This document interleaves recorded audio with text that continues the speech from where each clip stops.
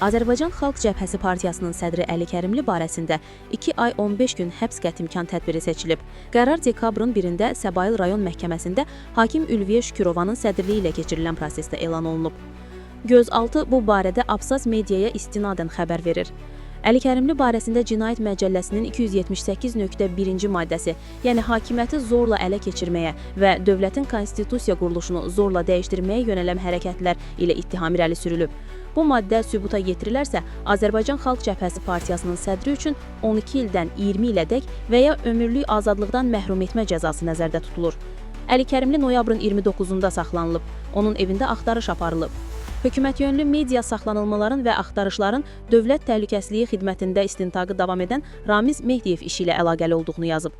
Azərbaycan Xalq Cəbhəsi Partiyasının sədri Əli Kərimli bundan əvvəl Ramiz Mehdiyevlə əməkdaşlıq etdiyi barədə iddiaları tamamilə əsassız adlandırıb və ittihamları qəti şəkildə təkzib edib. Partiya rəhbərliyi baş verənləri hakimiyyətin növbəti repressiv kampaniyası kimi qiymətləndirir.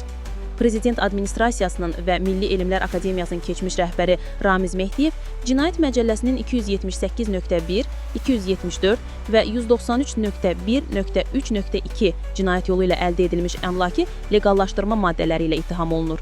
Oktyabrın 14-də Səbail rayon məhkəməsi onun barəsində 4 aylıq ev dustaqlığı qətimkan tədbiri seçib. Gündəlik hadisələrdən xəbərdar olmaq üçün bizi izləyin. Söz altında yox, göz altıda qalın.